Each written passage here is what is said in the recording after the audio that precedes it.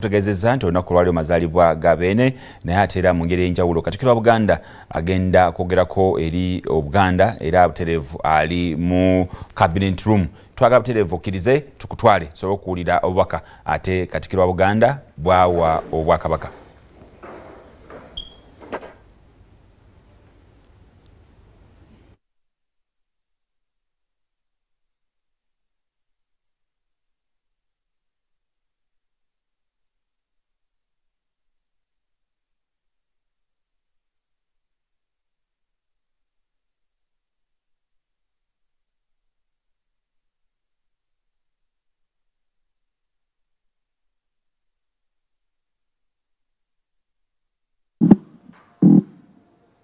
Wakawase mnyuka asoko wa Katikkiro wekitiibwa Robert Wagwansibirwa mnyuka okubiri wa Katikkiro omuwanika wekitiibwa Patrick Lwagamugumbule mukubiriza olukiiko wekitiibwa Ahmed Lwasa mnyuka omukubiriza olukiiko Ssebo Mutaka Nakigoye aliwo ku lw'omukubiriza olukiiko lw'abataka nga ono ye mukulu w'ekika ky'Ekinyomo Wekitiibwa Henry Ssekabembe Kiberu minisita w'abavubuka mizannyo n'okwewummuza era omumyuka wa ssentebe w'enteekateeka y'okujaguza amazaalibwa ga Ssaabasajja Kabaka Wekitiibwa Noah Kiyimba minisita w'amawulire era omwogezi w'Obwakabaka.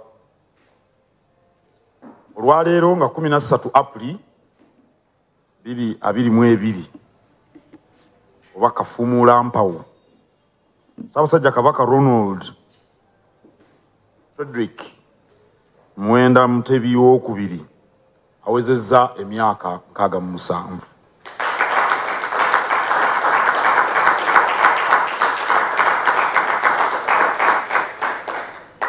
Twebaza Katonda amukuumye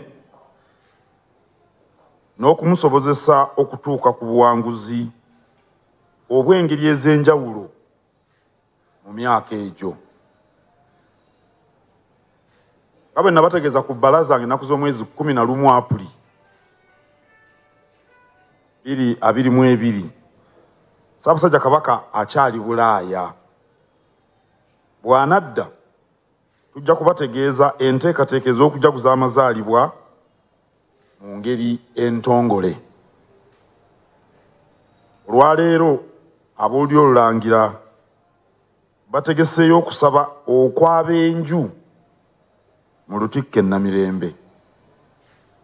Naffe tubeegattako okwebaza Katonda olw'obulamu bwa Ssaabasajja era n'okumusaba amwongere emyaka emirala mingi ng'alamula Obuganda. Tuli basanyufu olw'emyaka 67 Ssaabasajja Kabaka gy'awezezza era tuli basanyufu olw'ebyo Buganda byetuuseeko mu myaka egyo. Kabaka Mutebi yava mu buwaŋŋanguse nga wa myaka 31 ate n'atuuzibwa ku Nnamulondo ya Buganda nga wa myaka 38. Waawerezza emyaka 67 nga waliwo bingi ebikyuse mu Bwakabaka. Weewaawo ebisoomooza tuba nabyo naye nga bye tutuuseeko nabyo biwera. Tetugenda kwekubagiza olw'ebyo ebitusoomooza. Tujaguza olw'okuba Sseggwanga alamula era Buganda etambula egenda mu maaso.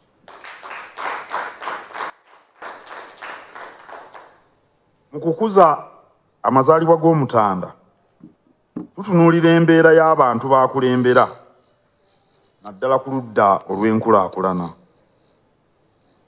Okujaguza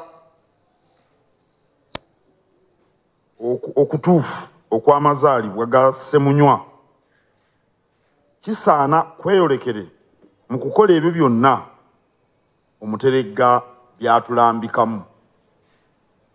Ku ludda olw'ebyobulamu nga twetangira Mukenenya n'okwegemesa Lumimamawuggwe.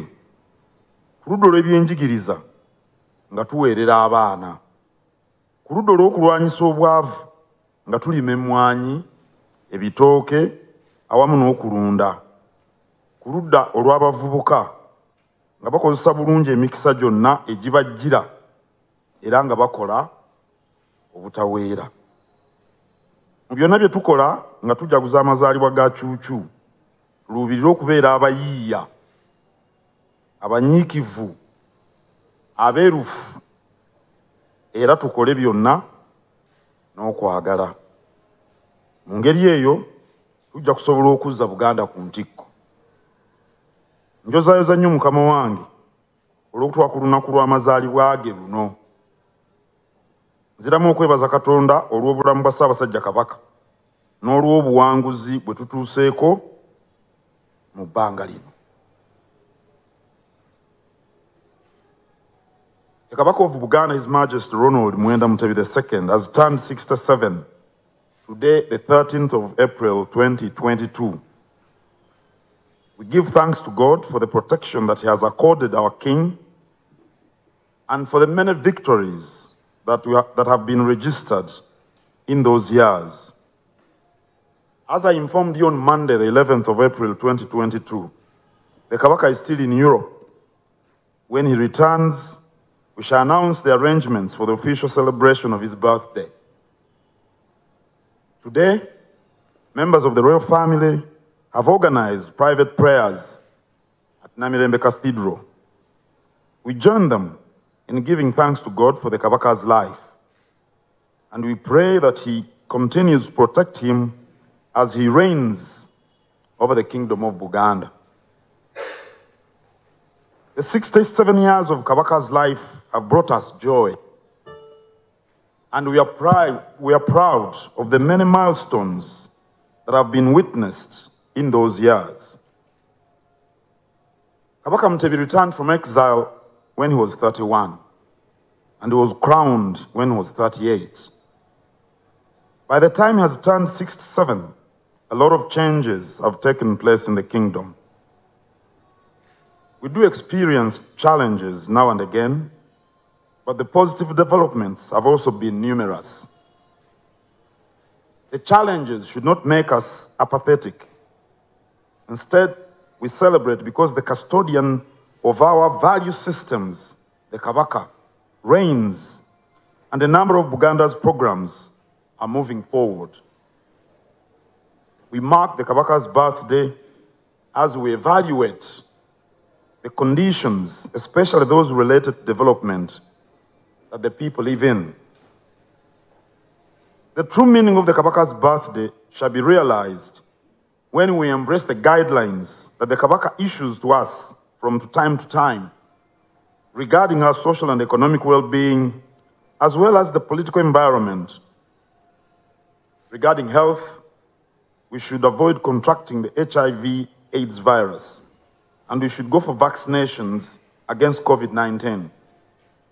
With regard to education, we should continue taking children to school. With regard to poverty alleviation, we should embrace a Mwanterimba initiative, that is coffee farming, growing of matoke, and practicing animal husbandry. The youth should take advantage of all the opportunities available and adopt positive work ethics. We should continually respect human rights for all. The Kabaka's birthday should rekindle in us the quality of being innovative, hardworking, transparent, and having passion for all we do. That's the way we shall reposition the kingdom at the helm of social and economic well-being of the people of Buganda, with her people enjoying their freedoms and rights. Okuza Buganda ku ntikko. I congratulate the Kabaka upon his 67th birthday. Once again, I extend our thanks to God for the Kabaka's life and for all the victories he has enabled us to realize during this time. Ssaabasajja Kabaka awangaale nga n'enkumbi ku bbega. Mwebale nnyo, mwebalire ddala. Ekitiibwa kya Buganda. Katonda omulungi muyonjo w'ekisa otubeerwe Mukama otubunduguleko emikisa gyo era baffe omukuumenga twesimye nnyo olwa Buganda yaffe ekitiibwa kya Buganda kyava dda naffe tukikuumenga. Uganda, may God uphold thee. We lay our future in thy hands. United, free for liberty, together we always stand. Ssaabasajja Kabaka wangale nga n'enkumbi ku bbega.